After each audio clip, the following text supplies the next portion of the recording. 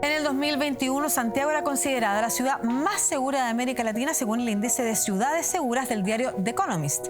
Sin embargo, en muy poco tiempo y tras diversos conflictos sociales, políticos y sanitarios, la realidad parece haber cambiado. En abril de este año, el subsecretario de Prevención del Delito, Eduardo Vergara, afirmó que Chile está viviendo el peor momento en seguridad, al menos desde el retorno a la democracia. Mayor ocurrencia y violencia en los delitos, además de una creciente sensación de inseguridad, nos hace preguntarnos sobre las causas de este fenómeno, pero también por soluciones efectivas para abordarlas. ¿Sigue siendo Santiago una ciudad segura? ¿Esta situación se replica en el resto del país? Para avanzar en prevención del delito y seguridad urbana, es necesario que hablemos de Chile.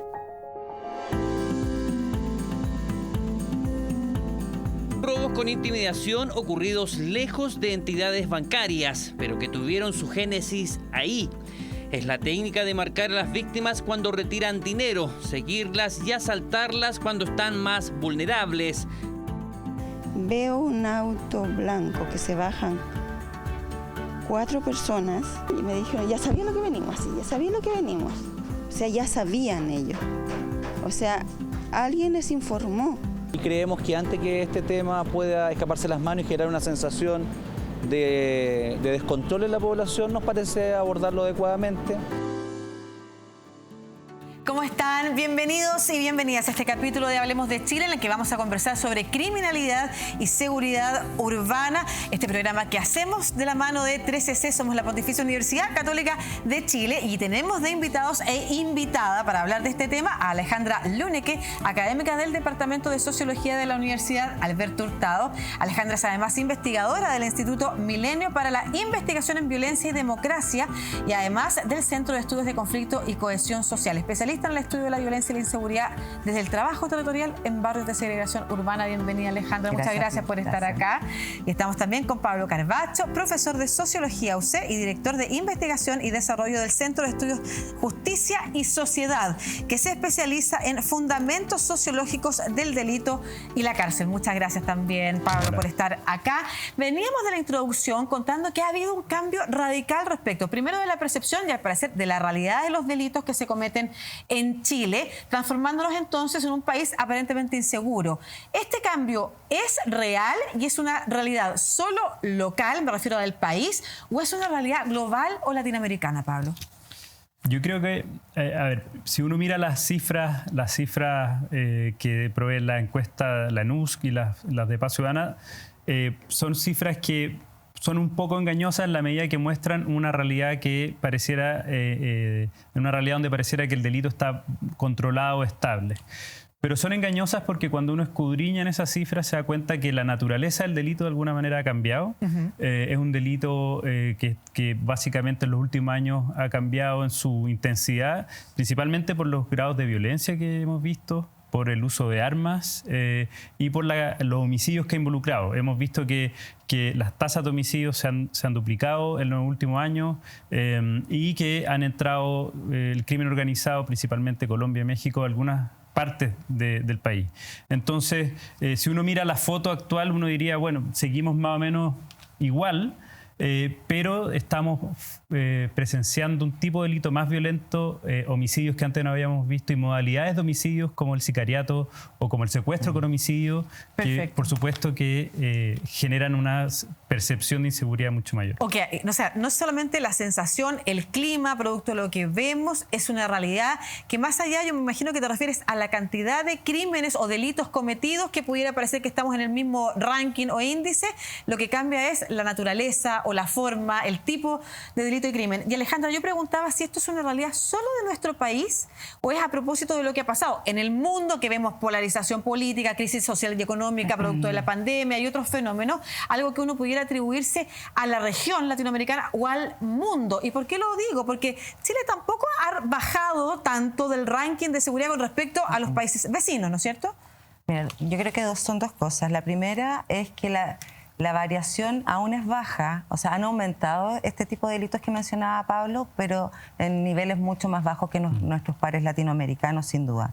Y dos, una de las tesis que más se maneja o hipótesis para explicar esto, que no es solo Chile, que también es América Latina, tiene que ver con la pandemia y la pospandemia. O sea, en el fondo con el cierre de fronteras, y esas son tesis que se están hoy día modelando para ver si es la explicación más plausible de la acumulación, por ejemplo, de stock de drogas o de stock de armas que no circularon durante 2 años y que tendieron a quedar en ciertos territorios y a distribuirse con más, en el fondo con más disputa territorial en cada una de las ciudades. Entonces, y eso hoy día se están modelando los datos para poder decir realmente si es un efecto pospandemia lo que estamos mirando hoy día en el corto y en el mediano plazo. Interesante lo que dices, Alejandro, respecto a que es una hipótesis, no es una tesis todavía, que se están investigando los datos. ¿Por qué?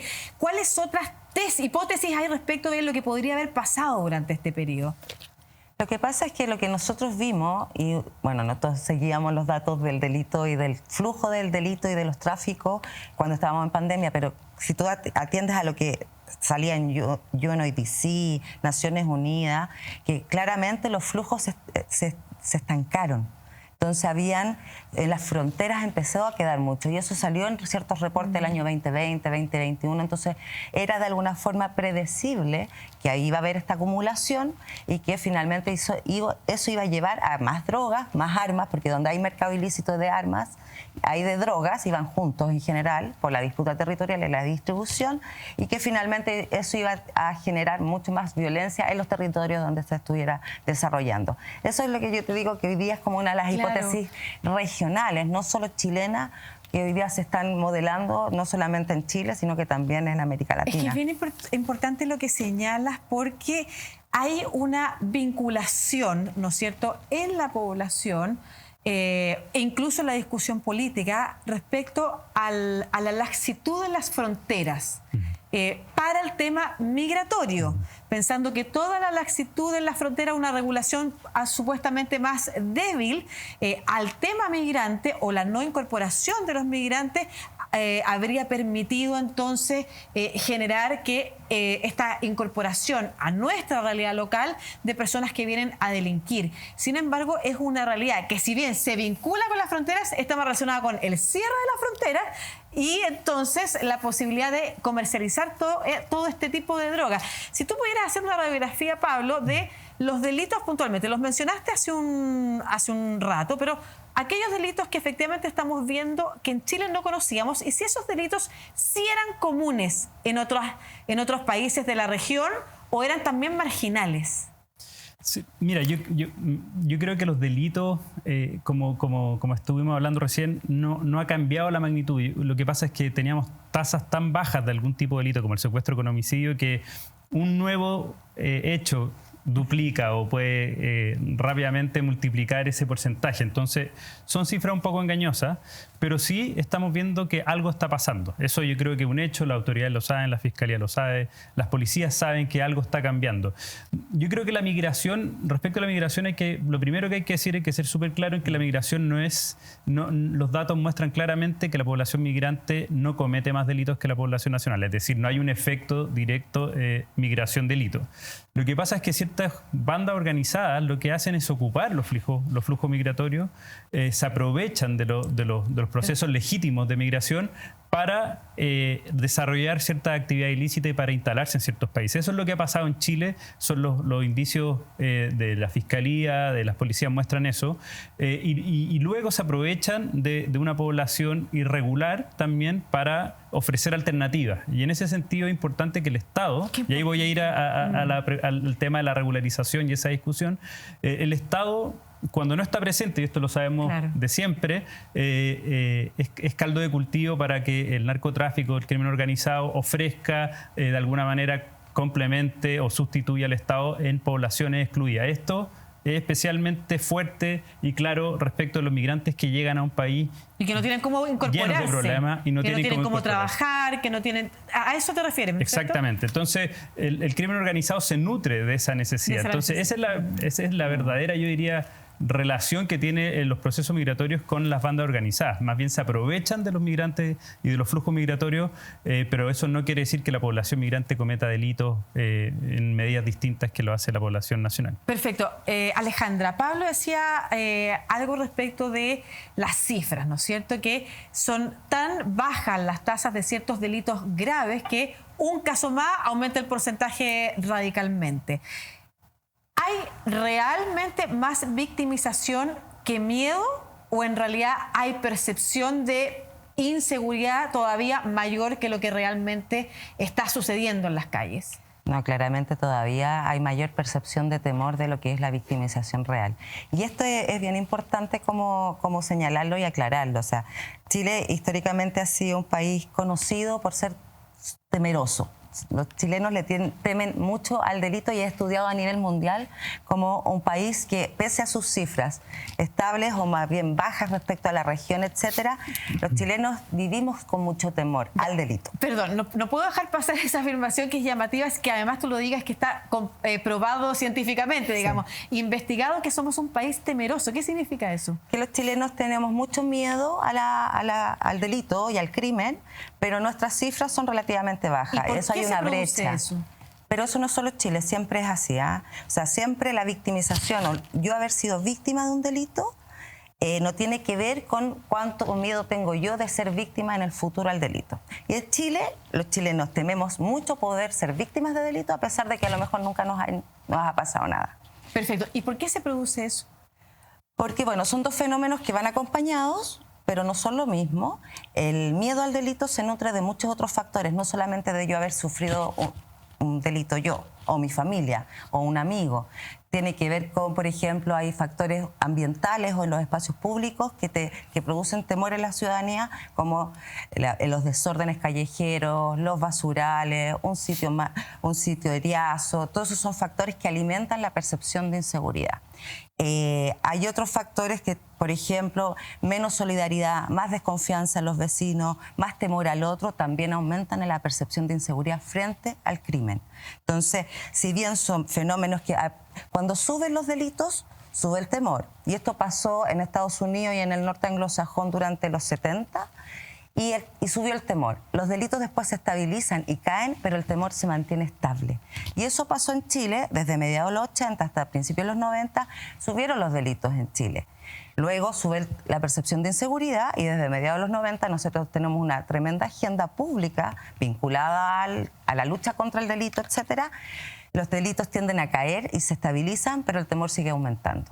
Y ahí hay el discurso, la seguridad siempre es un dispositivo también muy político, de discurso político, es muy mediático también, la construcción de la noticia roja, etcétera, etcétera. Tiene los problemas de los espacios públicos, la configuración de la ciudad. Mientras más segregada es una ciudad, las personas menos vemos gente distinta a nosotros y más nos asusta ver a gente distinta. Entonces también eso actúa como un factor de temor. Le temo al otro en el espacio público y el desorden urbano. Entonces son varios factores los que están alimentando esta percepción de inseguridad. Bueno, vamos a seguir conversando de este tema en el próximo bloque. Vamos a hablar también de qué dice la Fiscalía, por ejemplo, respecto de estos delitos, de estos crímenes también, en qué sectores, por ejemplo, pueden estar más radicados y cuánto, como tú señalas, contribuye el espacio público también a generar una percepción distinta a la del miedo o temor que al parecer sentimos, quizás elevando más allá de lo necesario y también alterando finalmente nuestra convivencia, ¿no es cierto?, entre vecinos y vecinas de una misma ciudad y también ciudadanos de un mismo país, ¿no es cierto?, ciudadanos de un mismo país. Vamos a una pequeña pausa, ya continuamos en Hablemos de Chile, pero no se vaya porque antes le quiero dar un dato. Según la encuesta nacional urbana de Seguridad Ciudadana 2020, desde el 2015 se ha registrado una progresiva baja en la tasa de victimización por delitos de mayor connotación social a nivel nacional, es decir, hurtos, lesiones, robos con violencia e intimidación, robos por sorpresa, entre otros.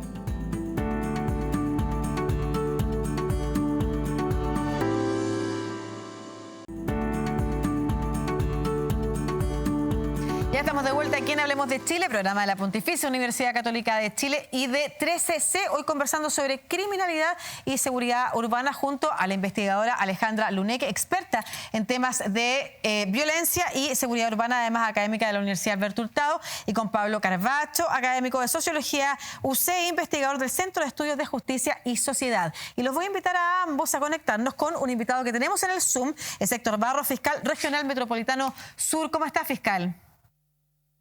Muy bien, muchas gracias por la invitación. Muchas gracias por estar aquí conectado con Hablemos de Chile en este tema que le preocupa tanto a la ciudadanía de la comunidad. Algo veníamos hablando de las tasas se mantienen bajas, hay una mayor sensación o miedo que la real victimización. Sin embargo, hay que decir que hay delitos que han cambiado en Chile y que efectivamente han aumentado. ¿Es lo mismo que ve usted como fiscal? ¿Cuál es la realidad? ¿Cuál es la preocupación, además de la Fiscalía hoy, según los datos que ustedes están observando? Tenemos lamentablemente los datos de las cifras de ingresos de causa en el sistema bastante distorsionada con la ocurrencia del estallido social en primer lugar y en segundo lugar con la llegada de la pandemia. Eso hizo que ingresaran muchos menores delitos que habitualmente ingresaban en mayores tasas, como por ejemplo robo con violencia o robo con intimidación. Sin embargo, lo que sí hemos notado nosotros es que si bien ha disminuido por estos factores determinantes el ingreso de causa, sí ha cambiado mucho la forma de comisión de los delitos. Lo que se está viendo más en la ocurrencia operativa es que hay más uso de violencia o más uso de armas de fuego por parte de los delincuentes en la comisión de los delitos por un lado, y por otro lado lo que hemos tenido es un aumento sostenido de los homicidios, al menos en la zona sur. Si bien hemos tenido varias políticas de persecución en conjunto con las municipalidades y con otros organismos públicos tendentes a controlar un poco la comisión de homicidio, nos hemos dado cuenta que lo que nos aumentó profundamente fue el homicidio por ajuste de cuenta cometido con armas de fuego. Anteriormente, lo que nosotros teníamos en nuestra zona, yo tengo a cargo 12 comunas de la zona sur de Santiago, teníamos el típico homicidio en violencia intrafamiliar o por homicidios entre conocidos, con armas blancas o elementos contundentes, y eso desde el 2018-2017 comenzó a cambiar, y al día de hoy lo que tenemos es que priman los homicidios por ajuste de cuenta en primer lugar y en segundo lugar con el uso de armas de fuego. Y este aumento está dado principalmente por la vinculación que tenemos de las armas con el narcotráfico y finalmente con los delitos violentos. Perfecto. ¿Cuánto es el porcentaje de aumento de este tipo de delitos que ustedes han observado? Que además quiero remarcar el dato. Usted dice que desde el 2017-2018 que se vienen viendo este aumento. Sí, hemos tenido un aumento progresivo, pero el aumento está en torno al 70% en la comisión de estos delitos. Sin embargo, tenemos sectores jurisdiccionales donde la tasa es mayor o ha ido aumentando y ha ido aumentando sostenidamente. No se ha controlado, como por ejemplo nos ocurrió en la comuna de La Pintana. En la comuna de La Pintana nosotros hicimos una focalización de un trabajo junto a las policías y creamos un equipo especializado para ello, donde logramos disminuir la tasa de homicidio en el fondo casi en un 50%. Y el mismo fenómeno ustedes lo pueden ver en algunas poblaciones emblemáticas que tenemos en la zona sur, como la población La Legua. Si ustedes se preguntan, hace un par de años que nadie escucha hablar de la población La Legua, donde ya no es tema. Y eso tiene que ver con una focalización que se hizo desde el punto de vista investigativo o de persecución penal, en conjunto, en este caso, con la Policía de Investigaciones, donde se logró finalmente sacar a todas las organizaciones que operaban en ese sector y están todos condenados. De hecho, el viernes fue la última organización que se condenó en ese lugar. Qué importante lo que señala. De todas maneras, quisiera precisar, porque justo en el bloque anterior conversábamos de que como son delitos o crímenes que se cometen en bajas tasas, un caso más, dos casos más, aumentan el porcentaje muy alto. Usted habla de un 70%, eso es muy alto, pero ¿tiene las cifras? Sí, nosotros tenemos pasamos los 200 homicidios durante el año pasado, eran 213 homicidios tuvimos el último año y veníamos de una tasa de aproximadamente 90 homicidios. Hay comunas en que el aumento, por ejemplo, le puedo decir que entre el 2020 y el 2021, la comuna del Bosque tuvo un aumento de casi el 400% en la cantidad de homicidios. Pero está dado por lo que decía el académico que está ahí en el panel, también porque eran pocos los homicidios que había en los años de comparación. Ya. Sin embargo, tenemos comunas como por ejemplo Los Espejos y Pedro Aguirre Cerda, donde lo que tenemos es un aumento sostenido año a año y no baja ni se controla, sino que sigue aumentando y sigue aumentando en torno a los 20 homicidios por año. Y eso está dado así por otros factores sociales principalmente, y factores vinculados también a los otros 3 fenómenos que yo les planteaba, que tiene que ver con la violencia, las armas de fuego y finalmente las organizaciones de narcotráfico que están atrás. Ahora, nosotros hemos analizado el fenómeno para poder tener alguna explicación de este aumento sostenible, y lo hemos encontrado básicamente en que muchas veces cuando se adoptan políticas de persecución penal que pueden ser muy eficientes en algunos ámbitos, pero no se aborda el fenómeno en su totalidad, nos van generando algunas brechas que van haciendo crecer algunos fenómenos criminales. En particular le quiero preguntar, ¿qué es lo que estaría faltando además? Lo que pasa es que generalmente lo que ocurrió en el último año es que en la jurisdicción mía al menos se focalizó mucho en la persecución penal en el tráfico de subsistencia o microtráfico y en las grandes organizaciones criminales que traen droga desde el norte hacia el sur. Donde se produjo el crecimiento de las organizaciones fue en el tráfico intermedio, vale decir, en las organizaciones barriales que empezaron a crecer y a tomar más poder y por lo tanto a utilizar más armas de fuego para efectos de enfrentarse entre ellas mismas por los clientes, por el mercado, incluso simplemente por fama o poder. Y eso hizo que el fenómeno se nos descontrolara desde el punto de vista en que aumentó la tasa tan alta de homicidios ahora por ajuste de cuentas entre distintas organizaciones. ¿Y qué es lo que nos ha estado pasando con esto? En que una organización mata a un integrante, la otra organización mata de vuelta a otro integrante y así van aumentando sucesivamente las tasas. Por lo tanto, lo que nosotros hemos hecho es cambiar la política de persecución penal y focalizarnos en las organizaciones intermedias, además de las organizaciones de tráfico de subsistencia y el gran tráfico de drogas. Y para eso hemos comenzado a trabajar en algunos planes de focalización junto a Carabineros y el OS7 específicamente, y también con la Brigada Antinarcóticos Sur de la Policía de Investigaciones, donde se especializaron en organizaciones barriales. Ya, pues muchas gracias, fiscal Héctor Barros, fiscal regional Metropolitano Sur, por esta radiografía muy clara de lo que sucede con los delitos, al menos en su zona. Que esté bien. Muchas gracias por estar aquí en Hablemos de Chile. Pablo, te quiero preguntar al tiro respecto a lo que veníamos conversando. Hay algo que tiene que ver también con lo que ha dicho el fiscal y que son ciertos tipos de delitos que no se denuncian. Luego vamos a hablar de la criminalidad de la que se hizo cargo el fiscal con datos concretos. Pero esta idea de que se ha disminuido la denuncia, señalaba él al inicio de la conversación, ¿por qué se produce? Bueno, la falta de denuncia es una piedra de tope del sistema generalizado. Siempre ha ocurrido, los datos muestran que en Chile la última encuesta de Paz Ciudadana dice que 40% no denuncia.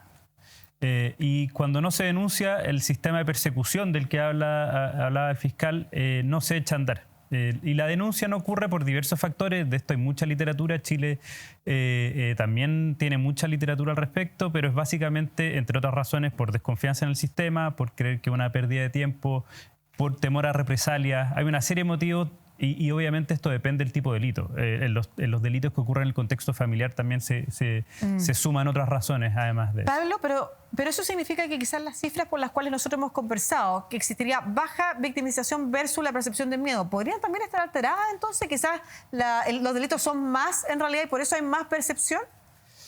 Nosotros siempre conocemos, por decirlo así, un pedazo de la historia. Estos son fenómenos ocultos, son fenómenos que no están abiertos, por lo tanto nosotros no tenemos indicios y los datos que tenemos disponibles siempre son de alguna u otra manera incompletos. En ese sentido, nunca tenemos una mirada global, total de lo que está ocurriendo. Entonces yo me atrevería a decir que efectivamente la denuncia también incide en que conozcamos menos lo que está ocurriendo, cuál es la realidad de Chile respecto a la seguridad. Alejandra, te quiero hacer una pregunta concreta respecto a algo que abordaba el fiscal y que se está discutiendo a nivel político, no solamente en Chile, en muchas partes del mundo, que es la idea del porte de armas en civiles. ¿Sirve efectivamente flexibilizar, por ejemplo, el acceso a armas para combatir estos tipos de delitos? ¿Tú dices flexibilizarlo a la ciudadanía? ¿Claro? No, así de taxativo. O sea, todos los datos duros te están mostrando. Los estudios yo te diría, serios, longitudinales y largos. No radiografías de momentos te muestran que cuando se flexibiliza el uso del arma para la protección privada, aumenta la violencia y el delito que involucra el uso de armas de fuego. Hay un estudio muy largo, de 20 a 30 años, que van comparando las políticas de tenencia de armas en civiles, por ejemplo, Estados Unidos con Canadá. Y ahí el dato duro te muestra que claramente la política más abierta a eso, que es la norteamericana, respecto a la canadiense, muestra mucho más efectos negativos en términos de más muertes y homicidios al haber flexibilizado en el fondo esta política. Perfecto. Vamos a conversar de otras maneras de abordar entonces los aspectos de seguridad en las comunidades, pero antes de irnos a la pausa, les quiero dejar con una declaración, una respuesta que nos dio el gobernador regional Claudio Orrego a la siguiente pregunta: ¿qué efectos tiene la inseguridad en la población y cómo se puede abordarlo? Contesta el gobernador regional metropolitano Claudio Orrego y nos vamos a una pausa y ya volvemos aquí, Hablemos de Chile. Es evidente que, así como en la macrozona sur hay gente que se está armando, en la ciudad hay gente que está haciendo detenciones ciudadanas, hay una tentación, te diría yo, a hacer justicia por propia mano, y eso creo que al final es malo para la convivencia social. Ahora, yo soy de las personas, por la naturaleza de mi cargo también y como por mi experiencia, que creo que lo que pasa en el entorno urbano también condiciona el tipo de actividad delictiva que tú tienes. En lugares abandonados, donde parece literalmente zonas de guerra, prolifera el delito. Y en aquellos lugares donde no hay una mácula de mancha en las paredes, todo está bien iluminado, hay menos delito. Es bastante obvio, pero la gente de repente lo olvida.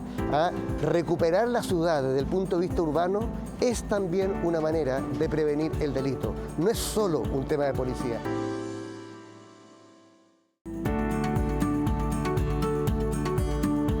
Seguimos en Hablemos de Chile, conversando sobre criminalidad y seguridad urbana, programa Hablemos de Chile que hacemos con la Pontificia Universidad Católica de Chile y 13C. Estamos con Alejandra Luneque, académica de la Universidad Alberto Hurtado, investigadora experta en temas de violencia y seguridad, y con Pablo Carvacho, académico UC e investigador del Centro de Estudios de Justicia y Sociedad. Sabemos que hay inequidad territorial en distintos elementos, distintos factores, distintas materias. Uno de ellos es la posibilidad de acceder a seguridad tanto pública, en cuanto a dotación, por ejemplo, de policías, y seguridad privada también. Por eso vamos a hablar de lo que anunciamos en el bloque anterior, ¿no es cierto?, de otras estrategias. Y a propósito de eso, quiero que escuchemos la siguiente declaración, el testimonio de Stephanie Hurtado, que es dirigente social de La Pintana, que nos mostrará cómo la organización territorial puede ser un aporte para la seguridad en los barrios.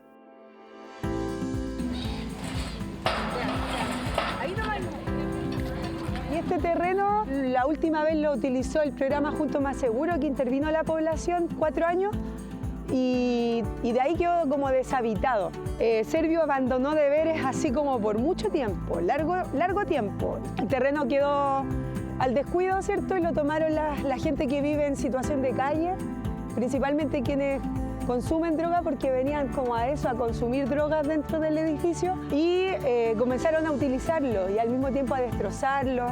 La estructura adentro está terrible, como que se hubiese caído una bomba atómica.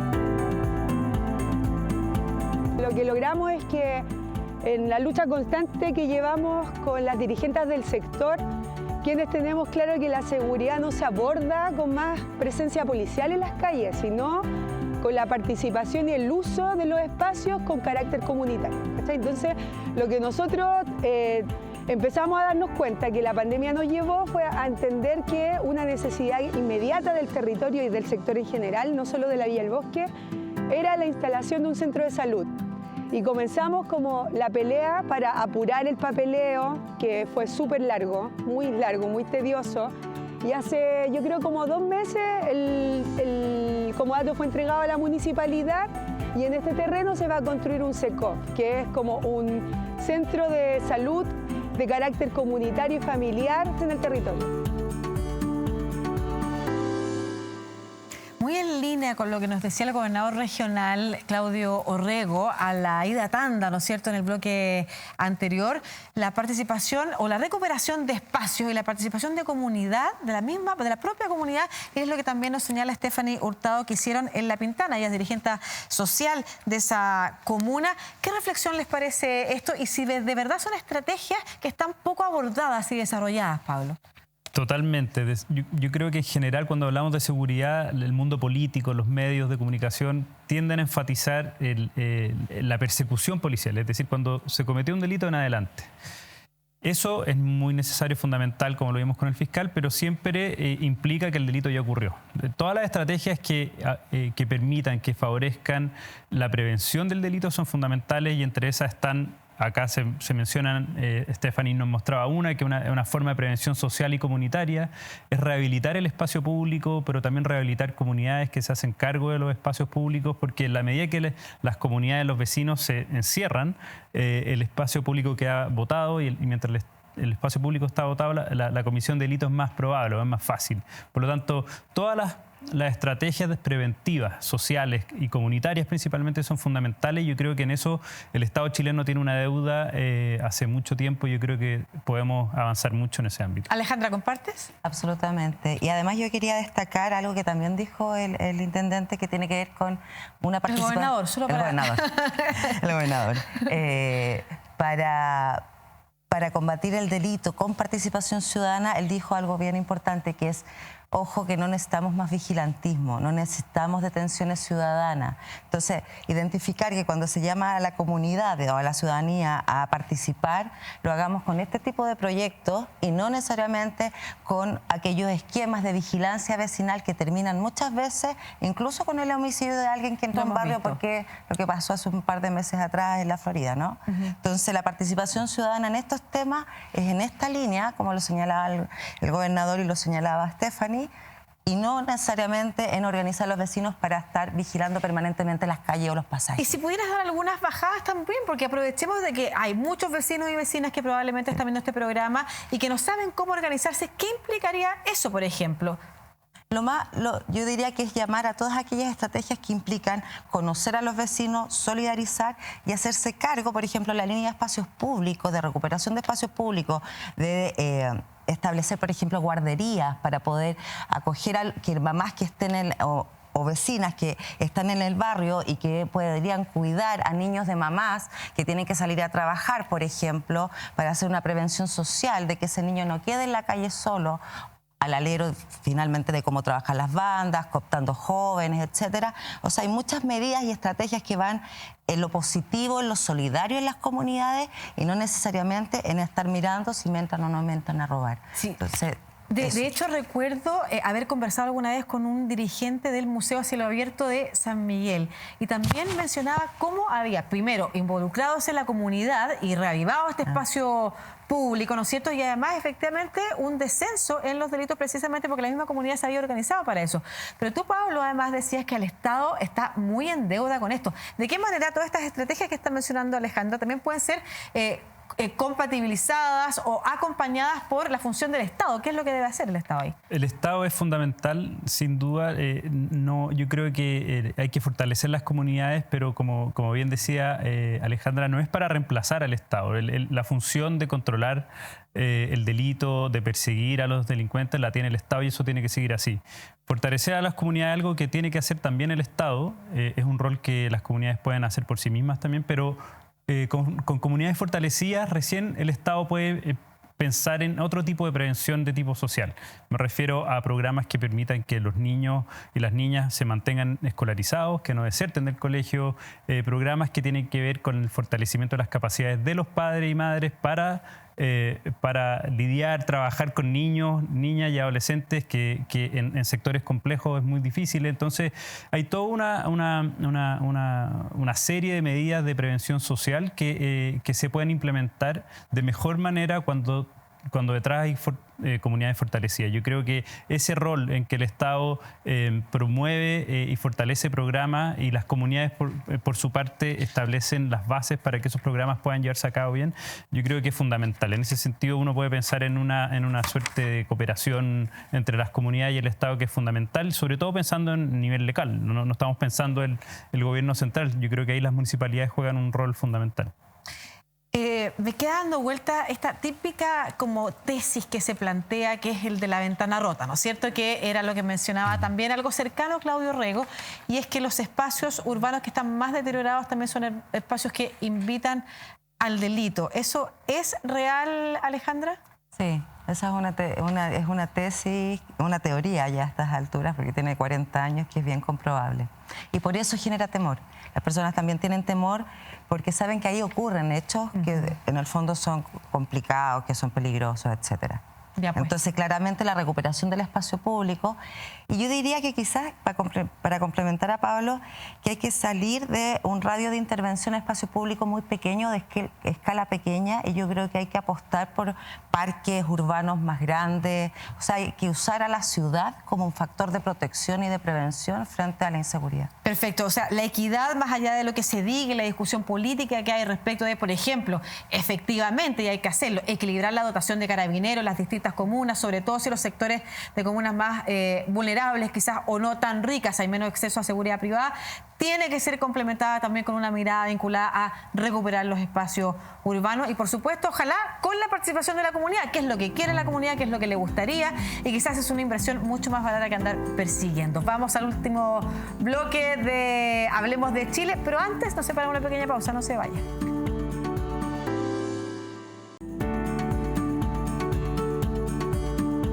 Llegamos al último bloque de Hablemos de Chile, programa que hacemos en la Pontificia Universidad Católica de Chile de la mano de 13C. Hoy conversando sobre criminalidad y seguridad urbana junto a Pablo Carvacho, profesor de Sociología UCEI, director de Investigación y Desarrollo del Centro de Estudios Justicia y Sociedad, especializado en fundamentos sociológicos del delito y la cárcel, y junto también a Alejandra Luneque, académica de la Universidad Alberto Hurtado, investigadora del Instituto Milenio para la Investigación en Violencia y Democracia y del Centro COES, el Centro de Estudios de Conflicto y Cohesión Social, especialista en el estudio de la violencia, inseguridad desde el trabajo territorial en barrios de segregación urbana.